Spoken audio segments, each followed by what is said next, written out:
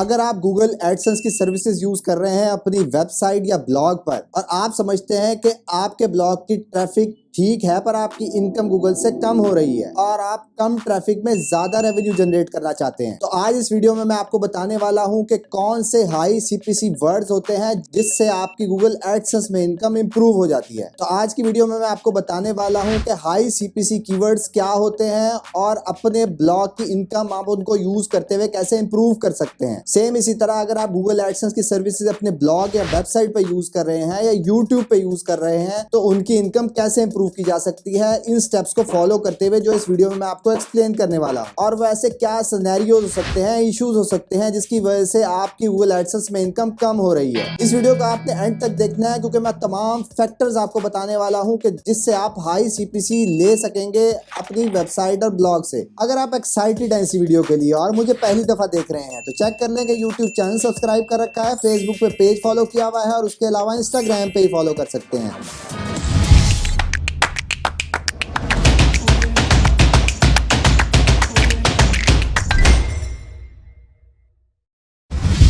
जी हाँ, मैं हूं Asbar, digital marketer, project consultant and commercial blogger. तो इस वीडियो में हम डिटेल से डिस्कस करेंगे कि कैसी क्या रीजन सकती हैं जिसकी वजह से आपका सीपीसी कम रिसीव हो रहा है आपको गूगल एडसेंस में। क्या इसकी रीजन आपकी एड प्लेसमेंट है और क्या ये रीजन हो सकती है आपकी टॉपिक सिलेक्शन से रिलेटेड। उसके अलावा लोकेशन कितना इंपॉर्टेंट रोल रखती है आपके गूगल एडसेंस से इनकम करने के लिए और आपके आर्टिकल में ऐसी क्या चीजें होनी चाहिए जिससे आप हाई सीपीसी रिसीव कर सकते हैं। वैसे तो मैंने मल्टीपल वीडियोस बना रखी हैं जिसे मैंने आपको डिटेल से समझाया है कि गूगल एडसेंस कैसे काम करता है, गूगल की आइडियल एड प्लेसमेंट कौन सी होती है, उसके अलावा मेजर वार्निंग्स क्या हो सकती हैं जिसकी वजह से आपका एडसेंस अकाउंट डिसेबल भी हो सकता है। तो सबसे पहले इस बात को समझना जरूरी है कि अगर आपकी ट्रैफिक इंडिया से है, पाकिस्तान से है, श्रीलंका से है, बांग्लादेश से है तो आपको सीपीसी 0.01 से लेकर $0.05 रिसीव हो रहा होता है। इसकी मेजर वजह लोकेशन ही होता है, जिसकी वजह यह है कि यहाँ पर ऐसे एडवर्टाइजर नहीं है जो कि ज्यादा पे कर सके, जिसको हम आगे डिटेल से समझेंगे। वैसे तो सिंपली आप गूगल में लिख सकते हैं कि what are the high CPC keywords of Google AdSense, तो यहाँ आपको नजर आ रहे होते हैं ऐसे कीवर्ड जिनका सीपीसी हाई है। तो ये सिंपल सा फार्मूला है, इसके ऊपर आप अप्लाई करके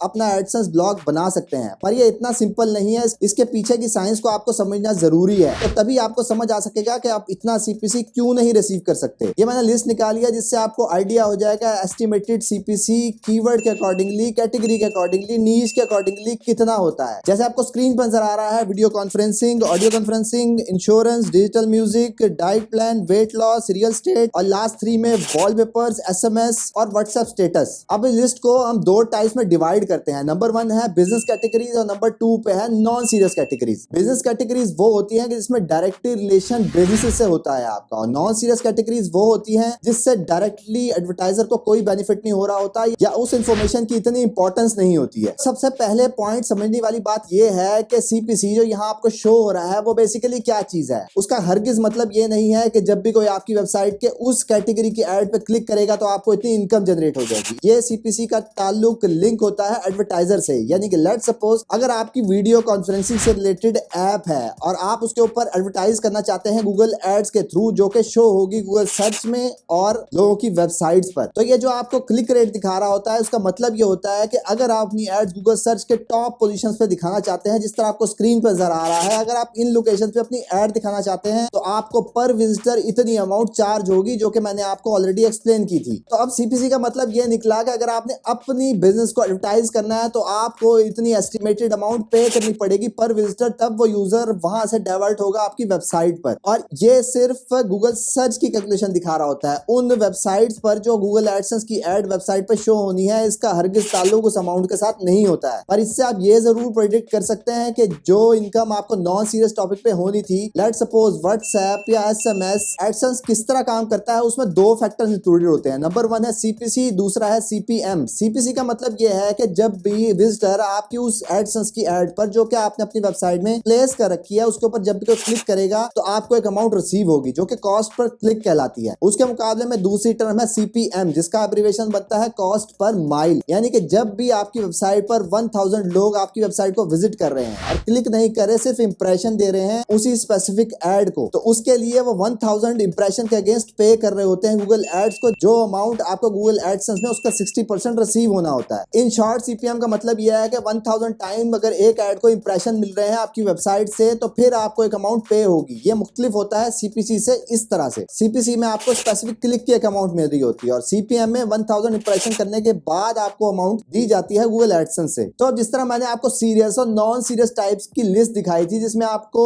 एस्टिमेटेड सीपीसी भी शो हो रहा था, ये फर्दर आगे डिवाइड होते हैं दो टाइप्स में। नंबर 1 प्रोडक्ट और दूसरी नंबर पे आती है सर्विसेज। यानी कि सीरियस टॉपिक को हम डिवाइड कर रहे हैं कि जो कंपनीज प्रोडक्ट सेलिंग कर रही होती हैं वो company as compared to services company के कम पे कर रही होती है, क्योंकि सर्विसेज में आप एक मैकेनिज्म बना लेते हैं। इसकी एग्जांपल ये है कि लेट सपोज कि अगर आप वीडियो कॉन्फ्रेंसिंग, ऑडियो कॉन्फ्रेंसिंग से रिलेटेड कंपनीज ने एप्स बना रखी हैं, जिसकी एग्जांपल है गो टू मीटिंग, जूम। उन कंपनीज ने एक दफा इन्वेस्ट करके अपना सॉफ्टवेयर बना दिया, अब जितनी भी उनको सेल्स जनरेट होगी वो उनका फ्यूचर का प्रॉफिट होगा, उनको प्रोडक्ट पे इन्वेस्ट करने की जरूरत नहीं पड़ती है। और इसके मुकाबले जब हम प्रोडक्ट को देखते हैं तो जब वो एडवर्टाइज कर रहे होते हैं उनको प्रॉफिट जनरेट होता है, तो उसमें प्रोडक्ट की प्राइस भी इंक्लूडेड होती है उनकी सेलिंग प्राइस में। इसलिए सर्विसेज कंपनी ज्यादा पे कर रही होती है प्रोडक्ट रिलेटेड कंपनीज से। तो प्रोडक्ट रिलेटेड कंपनीज में जाएं तो उसकी एग्जांपल ये है कि फिटनेस और बॉडी बिल्डिंग से रिलेटेड जो प्रोडक्ट्स होती हैं उससे रिलेटेड जब अपने ब्लॉग्स बनाते हैं तो प्रोडक्ट के साथ रिलेशन ऐसे बनता है कि उनके पास सप्लीमेंट्स होते हैं, प्रोटीन पाउडर्स होते हैं, जिम से रिलेटेड एड हो सकती हैं। अगर आपने वेबसाइट इन टॉपिक्स पे बना रखी है तो इसी चीजों से रिलेटेड आपके पास एड शो होती हैं। सेम इसी तरह अगर आपने टेक्नोलॉजी रिलेटेड ब्लॉग है और आप फोन्स के बारे में इंफॉर्मेशन दे रहे हैं तो आपके पास एड्स भी फोन रिलेटेड ही शो होंगी जो कि डायरेक्टली रिलेशन रखती है प्रोडक्ट से। उसके बाद कोई टेलीकॉम कंपनीज है वो डाटा प्लान्स ऑफर कर रही हैं, तो वहां पर आ जाता है रिलेशन सर्विसेज के साथ कि उन्होंने अपना मैकेनिज्म, अपना बिजनेस मॉडल इंप्लीमेंट कर रखा है और उसी इंप्लीमेंट के बेस पे वो सर्विसेज प्रोवाइड कर रही हैं, उसी में से एक पोर्शन। और उसके बाद video, audio conferencing popular topics में से हैं, जिस एग्जांपल है Zoom, Skype, GoToMeeting जैसी एप्लीकेशंस जो कि सर्विसेज रिलेटेड ही बिजनेस मॉडल है। अगर आप इनके ऊपर ब्लॉगिंग करते हैं तो इसी से रिलेटेड आपके पास एड शो होंगी जो कि मैक्सिमम पे कर रहे होते हैं, जिस तरह मैंने आपको लिस्ट में ऑलरेडी शो किया है। वैसे लॉ, मेडिकल और इंश्योरेंस से रिलेटेड टॉपिक्स की बहुत ज्यादा सीपीसी मेंशन होता है इन सारी लिस्ट को जब आप एनालाइज करते हैं तो। उसके अलावा डिजिटल म्यूजिक सर्विसेज जिसमें आते हैं स्पॉटिफाई, एप्पल म्यूजिक और अलेक्सा म्यूजिक, तो ये थी रिलेटेड प्रोडक्ट और सर्विसेज से रिलेटेड। जब आप इन टाइप्स के ब्लॉग्स बनाएंगे तो वही एडवर्टाइजर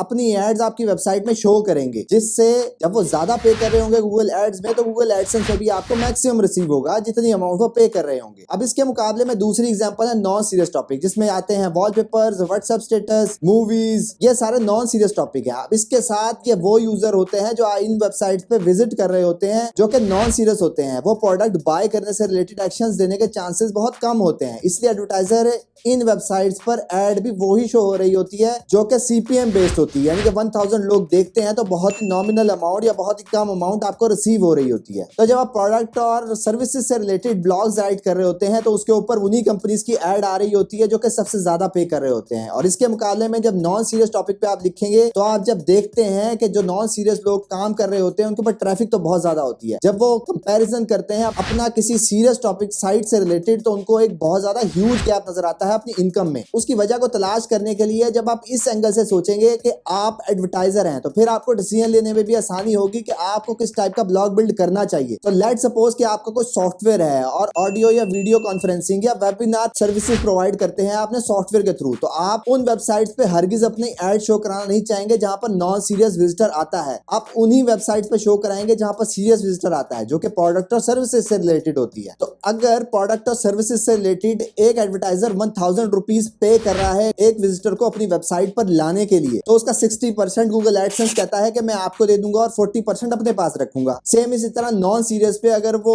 10 रुपीज, 20 रुपीज या 50 रुपीज से ऊपर नहीं जाता 1000 विजिटर को शो कराने के लिए, तो उसी अकॉर्डिंग आपकी इनकम भी इसी मॉडल के थ्रू कम हो रही होती है। अब अगर आप गूगल एडसेंस को यूज कर रहे हैं तो दूसरा फैक्टर जो सीपीसी पर डायरेक्टली डिपेंड करता है वो है interest based advertising. Interest based advertising का मतलब ये है कि अगर आपने कोई भी वेबसाइट ओपन कर रखी है और वही वेबसाइट अपनी प्रोडक्ट और सर्विसेज को एडवर्टाइज कर रहा है गूगल एड्स के थ्रू। तो जब आप किसी और की वेबसाइट खोलेंगे, यहाँ तक कि अपनी वेबसाइट में भी आप चेक कर सकते हैं कि जो वेबसाइट आपने 5 से 10 मिनट पहले या 1 या 2 दिन पहले वो वेबसाइट ओपन की थी, तो उसी की एड्स आपकी वेबसाइट में भी शो होना शुरू हो जाएंगी। इसका मतलब ये होता है कि वो एडवर्टाइजर एक कुकी सेव कर देता है आपके सिस्टम में, जिससे वो जज कर रहा होता है आपका इंटरेस्ट। और जब उसको मालूम होता है कि ये वही विजिटर है जो जिसने कुछ दिन पहले या कुछ देर पहले वो एड देखी थी, तो वो यहाँ शो करा रहा होता है। वो ऐसा क्यों कर रहा होता है? इसके लिए गूगल एड पर्सनलाइजेशन का एक ऑप्शन होता है जो कि आपको इस टैब में शो हो रहा होता है। बाय डिफॉल्ट ये ऑप्शन ऑन होता है, इसी की बेस पे आपको इंटरेस्ट बेस्ड एडवर्टाइजिंग की एड शो हो रही होती है। जो यूजर इसको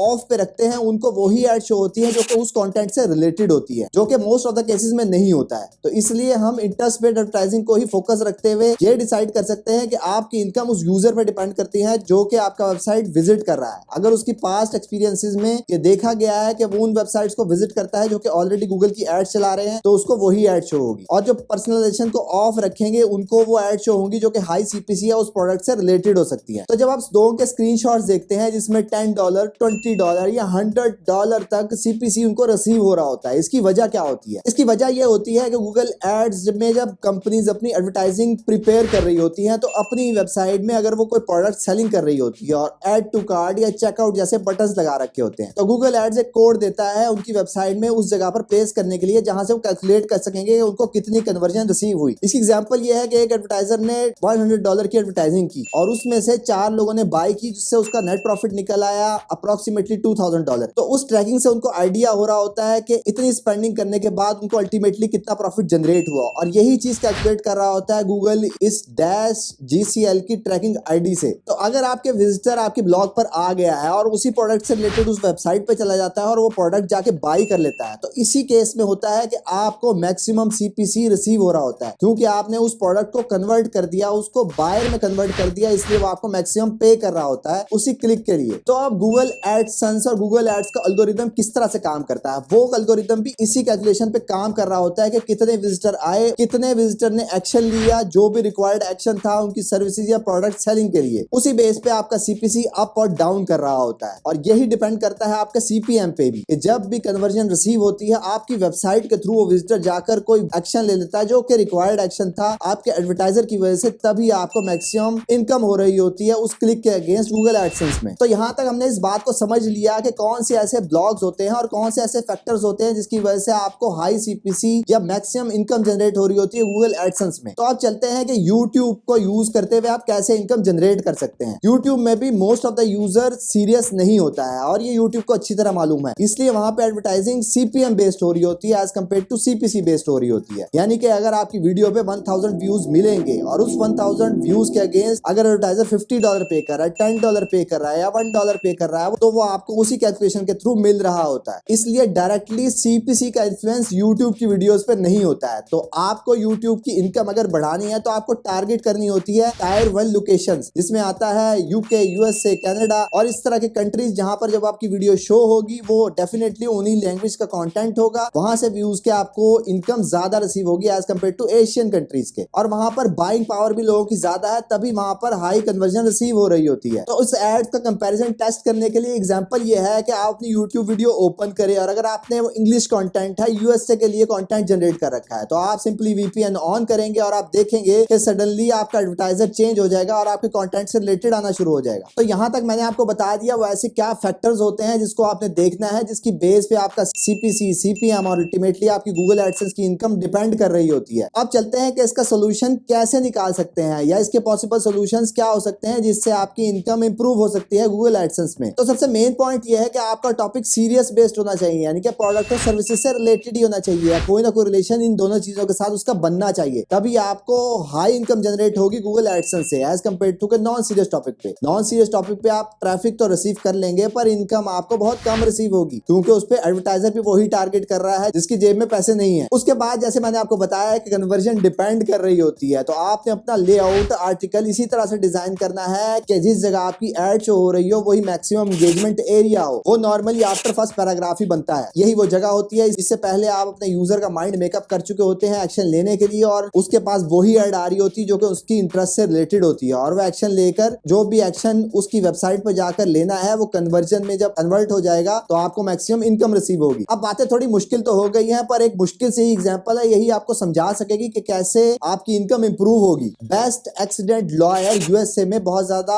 हाई इनकम कीवर्ड कहलाता है, इसके लिए मैक्सिमम पे कर रहे होते हैं एडवर्टाइजर। अगर आप इसी टॉपिक से रिलेटेड अपना ब्लॉग बनाएंगे तो लेट सपोज कि अगर आप न्यूयॉर्क के लॉयर्स की लिस्ट दे रहे हैं, उनकी कंपनीज को एक्सप्लेन कर रहे हैं, टॉप 3 कंपनीज एक्सप्लेन कर रहे हैं, डेफिनेटली वो कंपनीज भी एडवर्टाइज कर रही होंगी अपना बिजनेस गूगल एड्स पर। इसके मुकाबले में अलास्का जो कि छोटी लोकेशन है, वहां पर इसी सेम चीज का कंपटीशन कम होगा, यानी कि कम लॉयर्स होंगे, तो वहां पर आपको इनकम कम रिसीव होने वाली है। तो सेम इसी मॉडल को रेप्लिकेट करना है और उसी के मुताबिक अपना कंटेंट डिजाइन करना है और उसी से रिलेटेड जितनी मैक्सिमम उस लोकेशन से रिलेटेड जिसको आप टारगेट करके अपना आर्टिकल क्रिएट कर रहे हैं, उसके लोकल एडवर्टाइजर के नाम भी यूज करने हैं ताकि उसके ऐड आने की चांसेस भी आपकी वेबसाइट में बढ़ जाए। और जिस तरह यूट्यूब पे लोग ट्रिक्स बता रहे होते हैं कि आपको ब्लॉक्ड यूआरएल की लिस्ट दे देते हैं कि जिससे लो सीपीसी जो वेबसाइट्स अपनी ऐड चला रही होती है उनको ब्लॉक कर देते हैं, ये आप यूज कर सकते हैं, पर ये टेम्परेरी प्रैक्टिस है क्योंकि ये तहाशा एडवर्टाइजर है, रोज एडवर्टाइजर आ रहे होते हैं, जा रहे होते हैं, ऐसी कोई कंफर्म लिस्ट नहीं हो सकती जो कि आप ब्लॉक लिस्ट में डाल दें और आपको सिर्फ वही एडवर्टाइजर शो हो जो कि हाई इनकम प्रोवाइड करेंगे आपको। ये थी वीडियो गूगल एडसेंस से रिलेटेड कि कैसे आप अपनी इनकम इंप्रूव कर सकते हैं गूगल एडसेंस में। और मैंने अपने एक्सपीरियंसेस में भी देखा है कि जब भी प्रोडक्ट और सर्विसेज से रिलेटेड या किसी भी सीरियस टॉपिक से रिलेटेड काम किया गया है तो उसमें मैक्सिमम इनकम होती है as compared to non serious topic के। तो अगर यहाँ तक आपका किसी भी चीज के बारे में कंफ्यूजन है तो कमेंट में अपना क्वेश्चन जरूर प्लेस करें। उसके अलावा अगर ये तमाम बातें आपको समझ आ चुकी हैं तो फिर आप कमेंट में आई विल ट्राई लिखना मत भूलिएगा। उसके अलावा अपने दोस्तों को टैग जरूर करें जो कि गूगल एडसेंस से रिलेटेड अपनी वेबसाइट क्रिएट कर रहे हैं और लो सीपीसी का एरर फेस कर रहे हैं। तो जाने से पहले ये जरूर चेक कर ले कि आपने यूट्यूब चैनल सब्सक्राइब कर रखा है, फेसबुक पे पेज फॉलो किया हुआ है और उसके अलावा इंस्टाग्राम पे ही फॉलो कर सकते हैं। That's all for today, thank you very much, have a good and safe day.